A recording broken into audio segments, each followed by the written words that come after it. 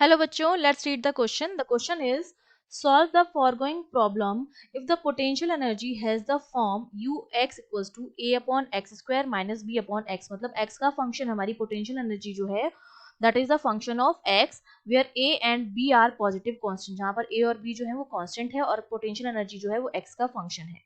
ठीक है, तो देखिए इस क्वेश्चन को सॉल्व करने के लिए हमारा जो की कॉन्सेप्ट रहेगा वो हम जानते हैं कि जब हम ऑक्सीलेशन की बात करते हैं, ठीक है, तो ऑक्सीलेशन में क्या होता है, जो पार्टिकल होता है वो मीन पोजीशन से एक्सट्रीम एंड की तरफ क्या करता है, मूव करता है, अपने मोशन को रिपीट करता है.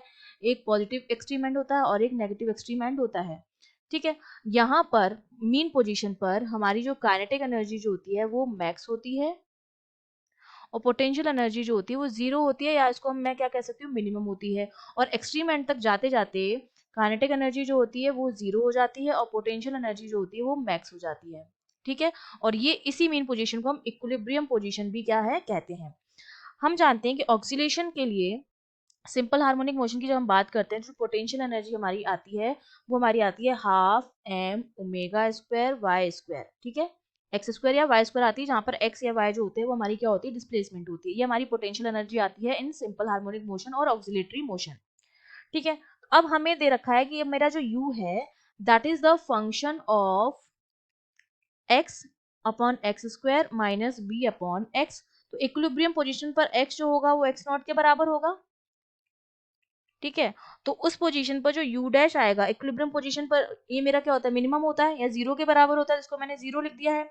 अब मिनिमा की पोजीशन, ये मिनिमा की कंडीशन हो गई. मिनिमा की कंडीशन के लिए जो इंटीग्रेशन होगा वो जीरो के बराबर लिखूंगी.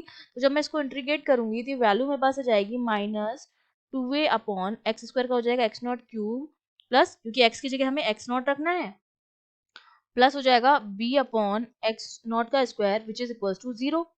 ठीक है, इंटीग्रेशन करके उसको हमने जीरो के बराबर कर दिया मिनिमम के लिए. तो यहाँ से अगर मैं एक्स नॉट की वैल्यू निकालूं तो वो मेरे पास किसके बराबर आएगी, टू ए अपॉन बी के बराबर आएगी. ये मेरे पास क्या आ गई है, एक्स नॉट की वैल्यू आ गई है जो इक्विलिब्रियम पोजीशन है.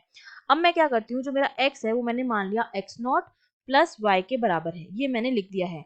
अब अगर मैं यू एक्स की वैल्यू निकालूं तो मेरे पास कितनी आएगी, एक तो एक्स नॉट की पोजीशन पर जो यू हमने निकाला है u की वैल्यू ये, प्लस y की पोजीशन पे भी हमको निकालना पड़ेगा. तो इसको मैं लिख सकती हूँ a अपॉन एक्स नॉट का स्क्वायर माइनस, यहाँ पर क्या लिख दिया, x की जगह एक्स नॉट रखा है, minus b upon x naught plus x minus x naught हो जाएगा यहाँ पर आपके पास u dash x naught, plus आपके पास हो जाएगी half x minus x not का square u double dash x not.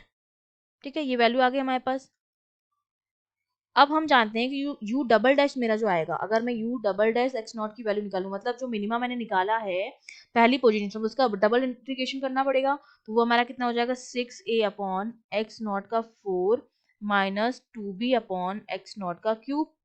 और ये वैल्यू मेरे पास किसके बराबर हो जाएगी, टू ए अपॉन बी की पावर माइनस थ्री, और ये हो जाएगा three b minus two b, जिसको मैं लिख सकती हूँ बी की power four upon eight a cube.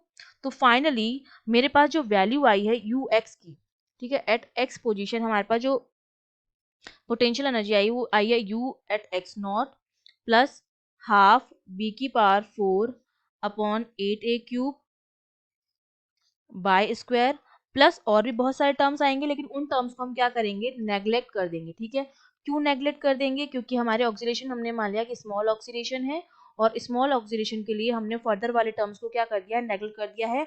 अब ये जो टर्म आई है उसको हम कंपेयर करेंगे potential energy for a harmonic oscillator. जो हार्मोनिक ऑक्सीलेटर की पोटेंशियल एनर्जी होती है उससे हम कंपेयर करेंगे.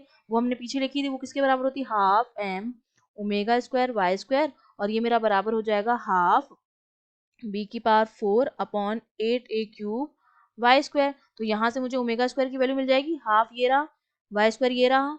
तो ओमेगा स्क्वायर की वैल्यू यहाँ से हमें मिल जाएगी, वो हमारे पास कितनी आएगी, कंपेयर करने पे ओमेगा जो आएगा वो आएगा बी स्क्वायर, क्योंकि ये ओमेगा स्क्वायर की वैल्यू है. तो ओमेगा की वैल्यू में इसका रूट कर देंगे upon under root of eight a cube m. ये ओमेगा की वैल्यू आ गई है. और हम जानते हैं कि जो मेरा टी होता है वो होता है टू पाई बाई ओमेगा.